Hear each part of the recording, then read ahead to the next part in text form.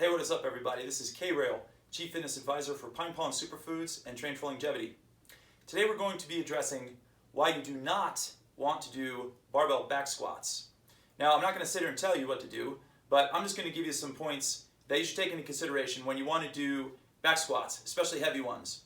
I particularly do not like them at all because of a few reasons. One of which is this. So let's just pretend this is a barbell. We're going to place this right back here on the top of our shoulders. Now, yes, the true technique is you're supposed to pinch your shoulder blades together to not allow any kind of strain or stress to be put on your cervical spine.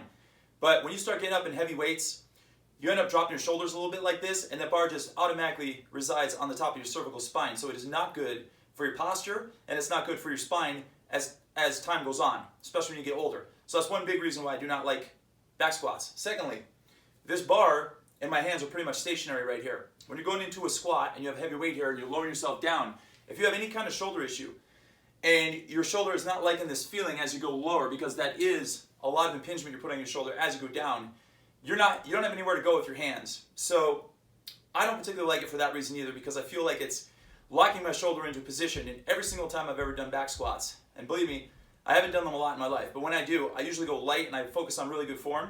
My shoulders always end up hurting. Now, you can sit here and say my technique is faulty or bad, and that's cool. Everyone's entitled to their opinion. But I can tell you this, I think my form is solid as a rock, and my shoulders still feel like they're too tight and they're too pinched into a spot that I don't like. So that's another reason I don't like it. Now, another one, when we're doing a back squat and we're going down like this, we have a tendency, we as in the general population, to kind of do this. And as soon as you start hunching forward a little bit, I'm going to demonstrate. So a good squat would be like lowering yourself down nice and straight like this. But a lot of people come down and they're doing super heavy weight and they have a tendency to just go like this a little bit to try to get down lower. And then what happens? You put all this load on your lower spine. So we don't want to do that. We want to protect our lower back at all times. And by doing heavy back squats and coming down like that over and over again, you run the risk of doing that. And as soon as you start doing this and going forward, you tend to do this with your knees, and your knees start buckling forward too. So then all of a sudden you're putting stress on your knees. So you have a number of problems right there, in my opinion, with the back squat. Now, something that I feel is way better than doing back squats is the front squat.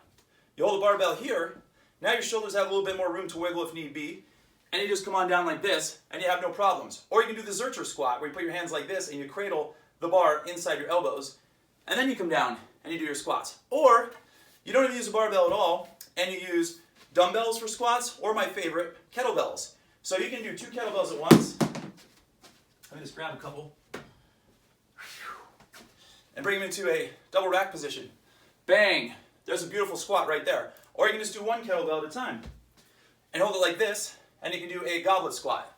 And lower yourself down. Or you get a heavy dumbbell and hold it this way, go into a wide stance with your legs, and do sumo squats, which will put a little more emphasis on your glutes, by the way. So you have a bunch of alternatives from the back squat, where you can still build a good amount of mass and a good amount of strength in your lower body, in your legs, in your bowling pins. So take all that into consideration next time you want to do heavy back squats.